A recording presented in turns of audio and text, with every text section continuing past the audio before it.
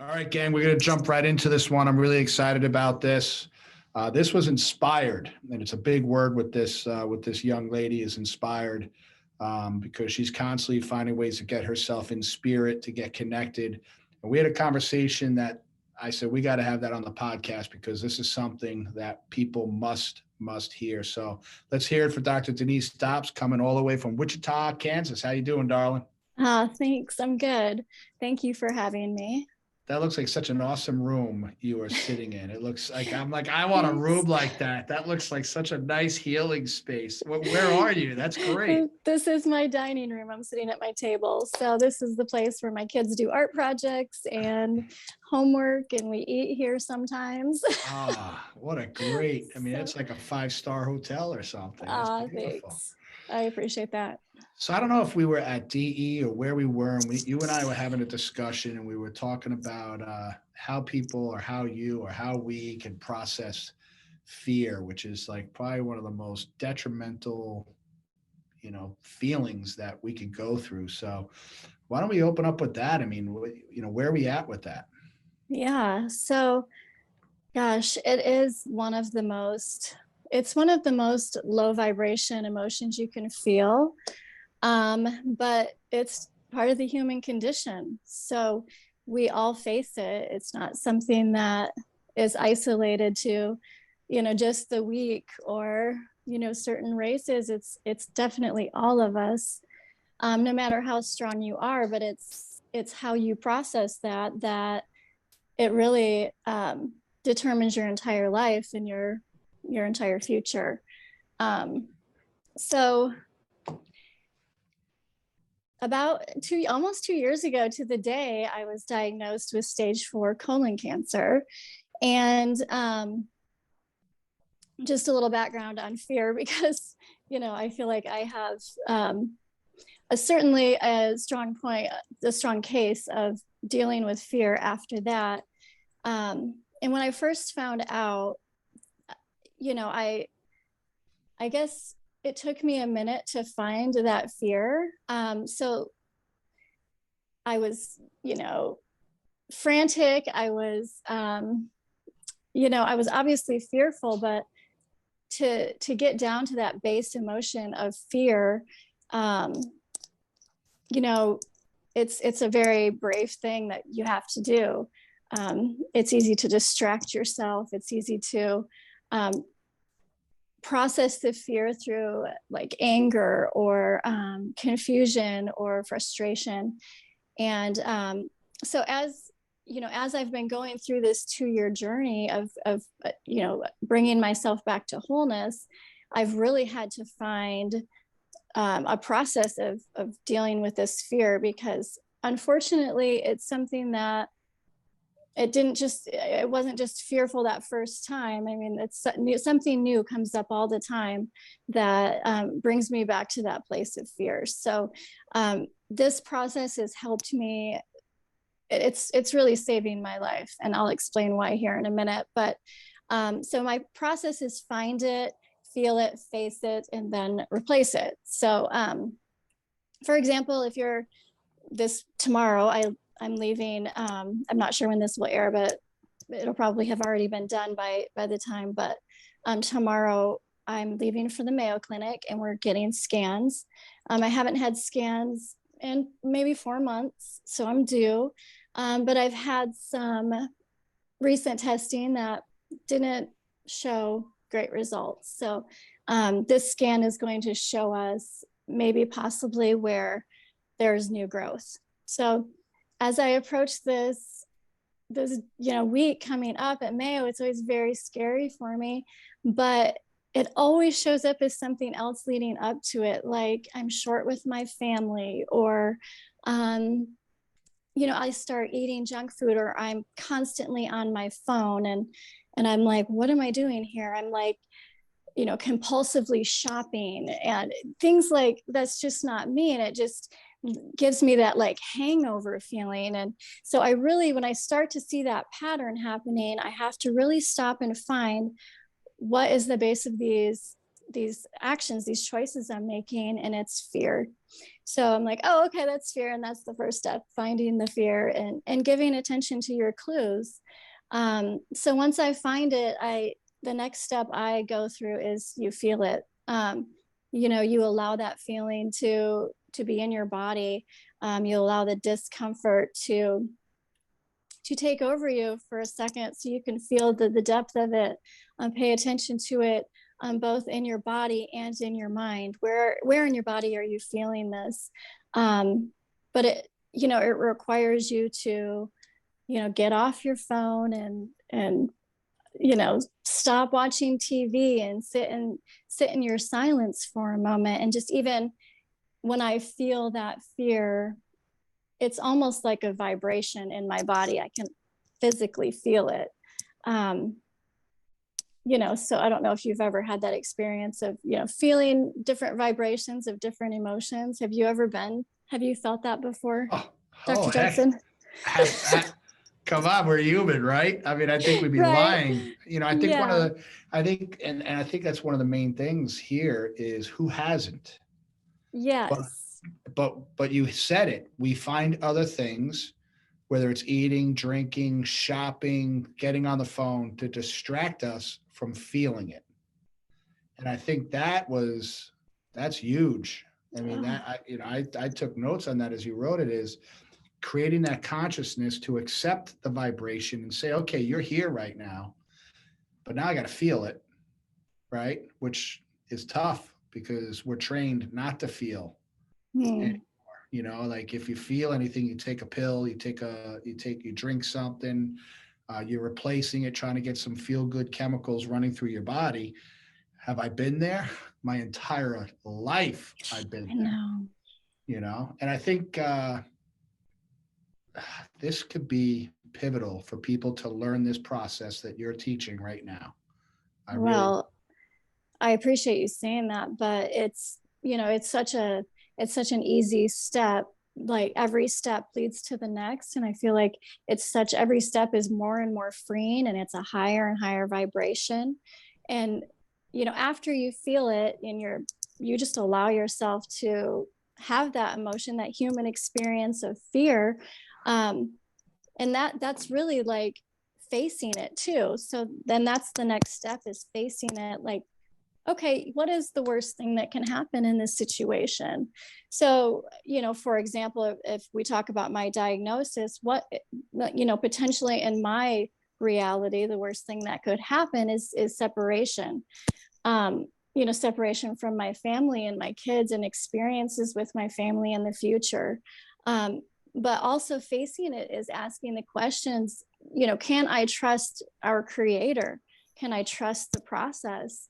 If I do believe that we were created and divinely created and designed, isn't that enough for me to trust that process? And that really goes back to all those foundational beliefs that, your worldview, ADIO, above, down, inside out. That's, a foundational belief for us, right? And, believing and trusting in that versus taking, and like you had said, taking something from the outside, to our phones or drugs or whatever to numb ourselves. That's the total opposite of that. So like believing that,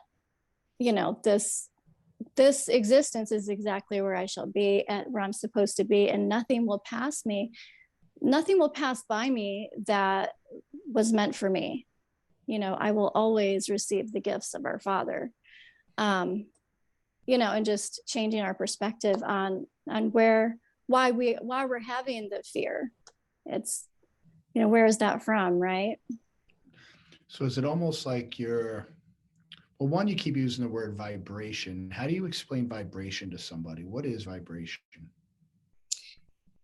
In my life, I never really understood what like vibrational energy was, and people had talked about it. I just wasn't very connected, and I don't know why that was. I guess I just was filled with like a tension of protection, to like actually feel these deep emotions of like gratitude and even like fear, like we had talked about.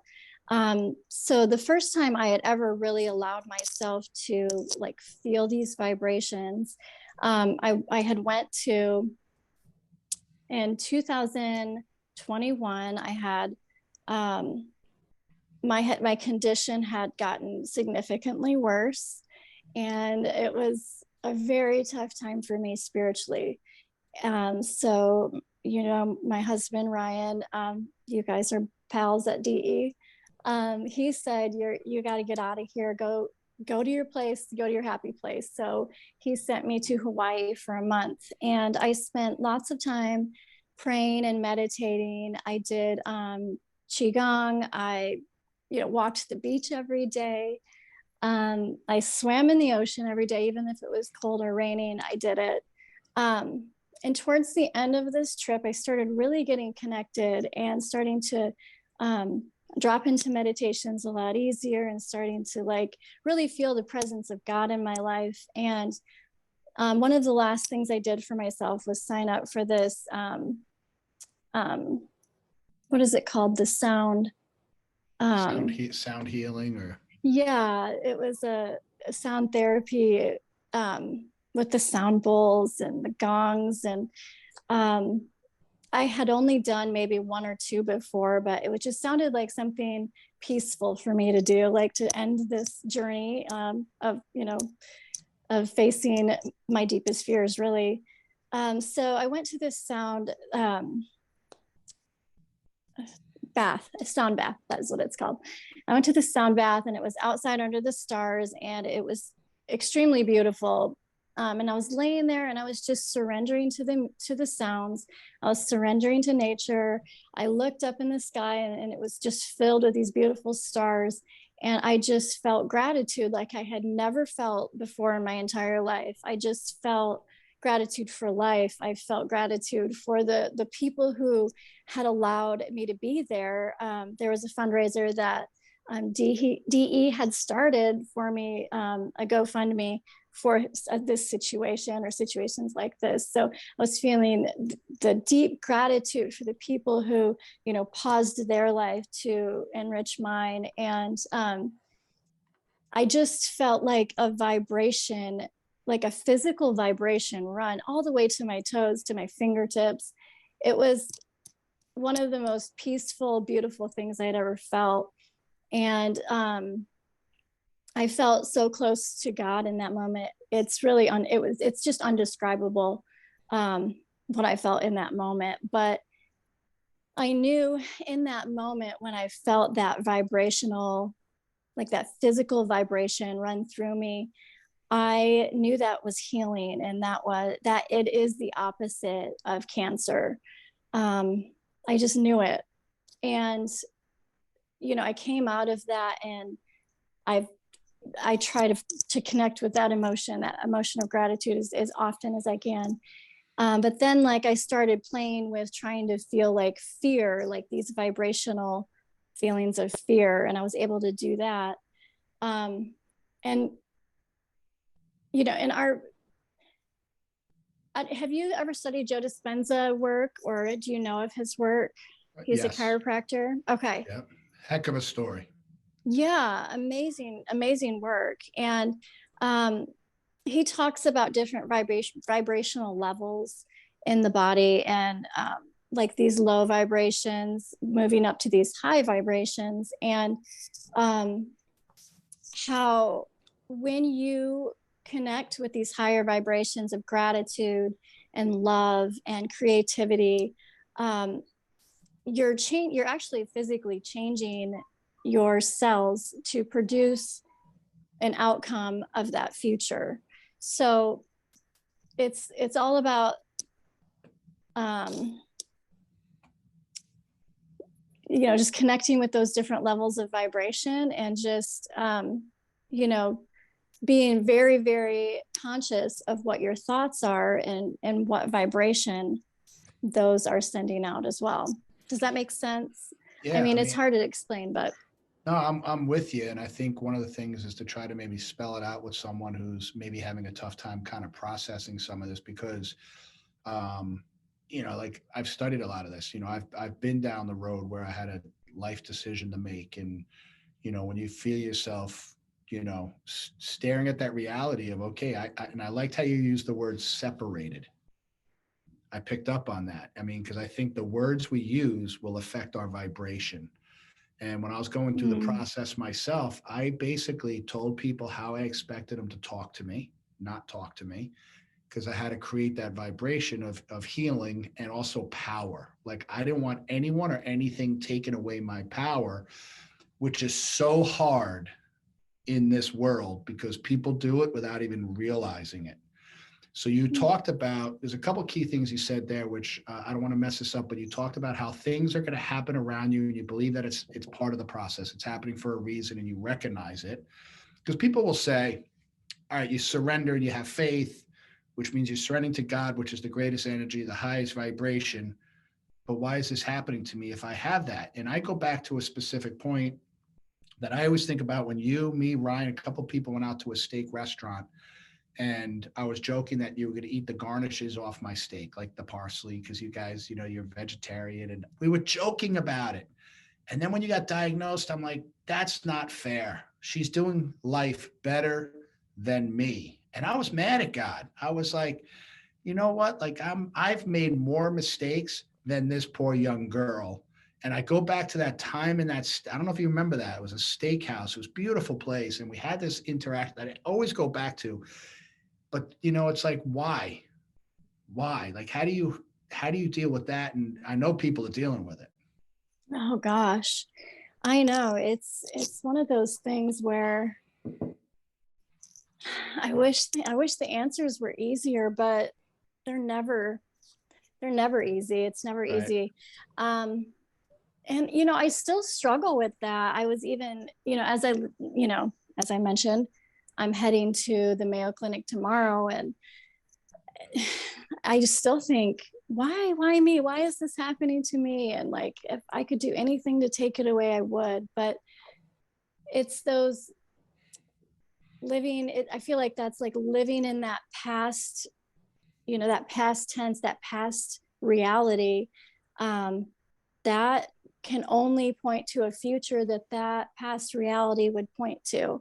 So if I'm, living in that fear, then that will be the path that I take. And I've mentioned this before, and I think we've talked about it. I wasn't sure whether or not to take a certain therapy at one time. And I meditated, and I was looking for an answer within, and I was just trying to weigh my options. And I just couldn't come up with anything. And I couldn't feel settled on either doing it or not doing it. And I just surrendered to the process, and I meditated, and I just completely let it go. And I asked God to just reveal any sign to me if I should take this therapy. And in that moment, I was taken back to an appointment with the person that would be administering this therapy.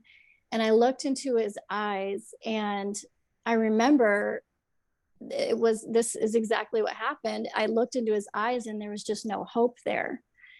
And I immediately came out of the meditation, and I had my answer. And I knew that I cannot follow a path where the person leading it doesn't have hope for the future I want. It's his vision for my future is not my vision for my future. So there's no way I can go to this lane and expect to end up over here.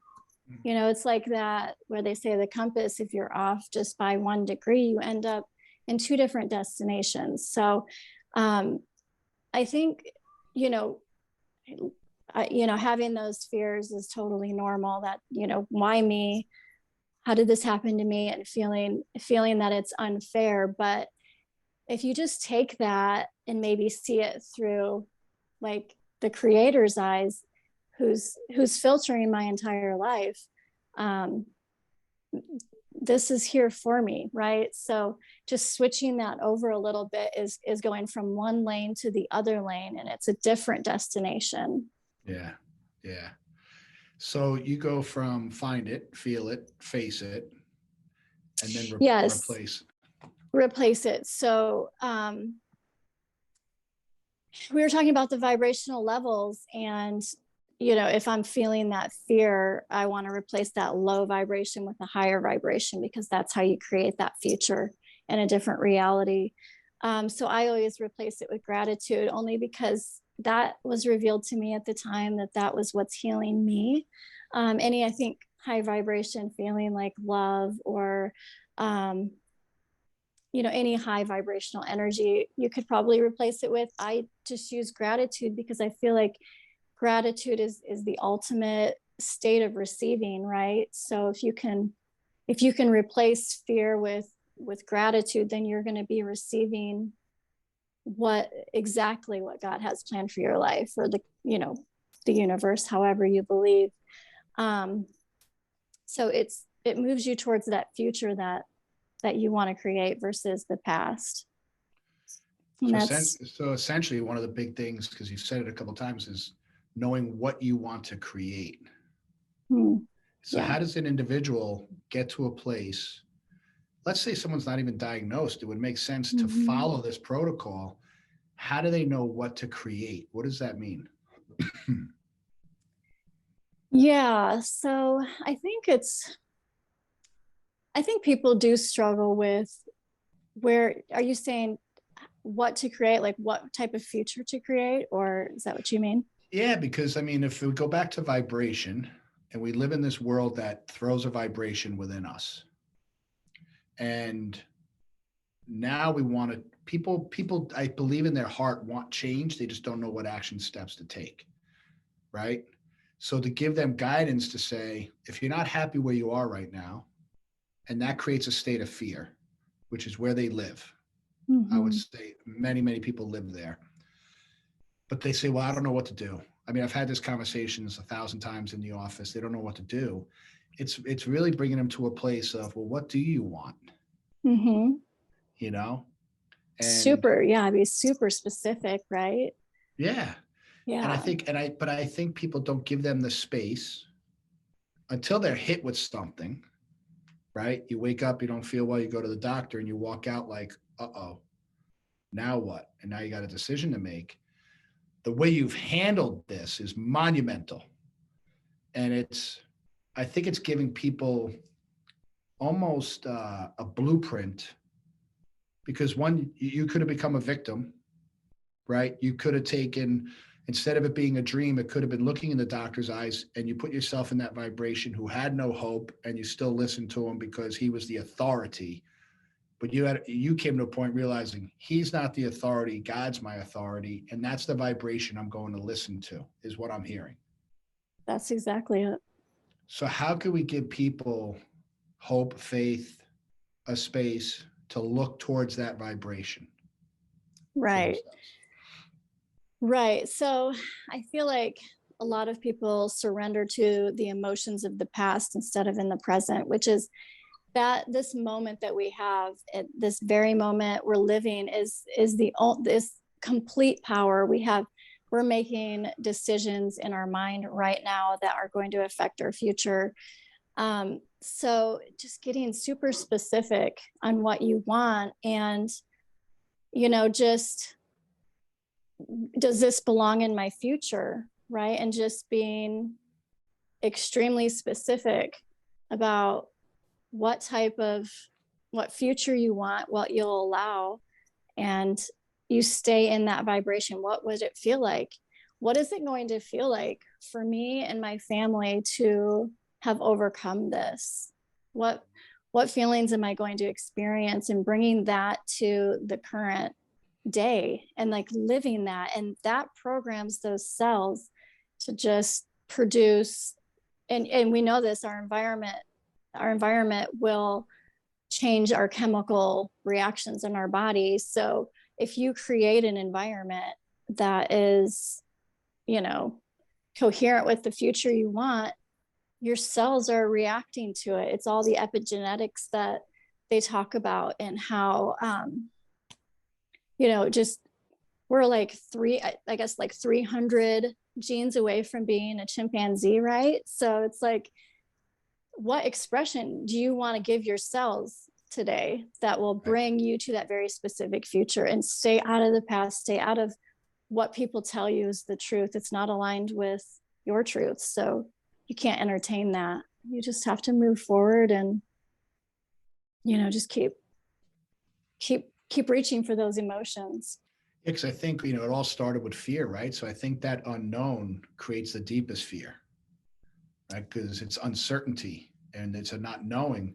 But I think if we go back to our foundation on how powerful the body really is and our human spirit and how our thought process, which is why listening, I think if people listen to this 2 or 3 times, the words that you're using are powerful because you're telling your body how to think, how to operate, which will affect you and have affected you on a cellular level, which is why you've beat this thing, which is why someone could look at you and say, there's nothing wrong with this girl, right? Because you're not seeing anything wrong with with yourself. Yes, that's exactly it. I love how you say that, because I don't. And it's hard to see. Sometimes I look at people and they'll tear up and they'll, be like, I'm just so, and I'm like, what? I can't recognize what they're seeing. I'm like, I don't get why you're sad right now. And, I get it. I get it. But like my first initial reaction is confusion by that, because I can't relate to that. Yeah, and you can't relate to it because and I've been bringing this up quite a bit. There's an amazing book by a medical doctor, The Hidden Messages in Water, and it shows you water molecules under a microscope, how they perform to, vibrations, whether it's angry words, beautiful music, bad music, and it changes the cell structure of the water molecule under the microscope. And man, when I saw that, this is where you're saying to bring yourself to recognize that, I found it. I found, and this to me is what the backpack's been about, is finding your thing, feeling it. Do I like this feeling? Yes or no? If no, then I need to face that. But the action step is, what am I going to replace this with? And this is what you said, what does life look like with my family, with this journey I'm doing, by replacing it with healing and vitality and health. And so once you replace it, that's where you focus your energy. You create that vibration. And now you're telling your cells and your neurology, this is how we're going to adapt. This is how you will perform and we will overcome, because our body's powerful, which is why you're 2 years past this thing, cranking it. And I think when people look at this on YouTube, they're like, this girl's absolutely gorgeous. Like her vibration is screaming off the screen, but it's because you've worked and it's amazing. And knowing Ryan the way I do, and how you guys faced your fear, because I know him as well had to do that. And then creating that space for him to say, honey, go find your happy place, Hawaii, and just go get lost in the emotion of it, face it, and now create the healing process, which is what you guys have done. And if we could teach people to learn how to do that right where they are. That's why I look at this room you're sitting in. I mean, I feel like so at peace just looking at this environment. Like, as a human being, we need to create this where we are as well, and then allow ourselves to go to a space. For me, it's Sedona, Arizona, the Red Rock Mountains. I keep saying I'm going to go there on a 10-day fast and just walk in the heat of the day and just sweat and walk and talk to the universe. And that's coming soon. But I really don't believe society's been shown that way. You and I have discovered it by getting around people like Dispenza and people that have been through a tough healing process, that we have to find it to create our future. And that's what you've done. But what people can learn from this is to create that space in your life right now and to take the action of creating what you want, which is what you've done. I'm sorry to be talking so much, but you have inspired me. Oh, Dr. Judson, your words are so beautiful, and you're so inspiring in every way. Like what you and your family are, who you are and what you give. It's just, we just adore you. So I love hearing your words and just hearing you vibrating on that same frequency. It's it's really great. And I appreciate that time. I think one of the knee-jerk reactions for people in this situation is like, yeah, we absolutely love you and we're praying for you, but I don't keep praying for somebody. One thing I've learned is I say a prayer and I see it done. And as a family, even my kids, who, when you spent that time at our house, when you came up for the wedding, they're like, she's awesome. And I said, do you guys see her fully healed? They said, absolutely done. Now it's not sitting in a circle praying. I see it as it's done and you're taking the action and it's happening. And I think as a society, that's the greater level of healing that I want to operate in, to create a vibration of just complete abundance and beauty for you, which is what your vibration is. I mean, you're just a pillar of strength that is transforming lives around you. With some, you won't even know it. A lot of these people that are crying, looking at you, because they're wondering if they would have that strength that you have. That's why they're crying, I think. And things like this conversation now is going to give them action steps to say, well, what if I just find what I can right now in my life and feel it? Because we're trained not to feel, just feel it.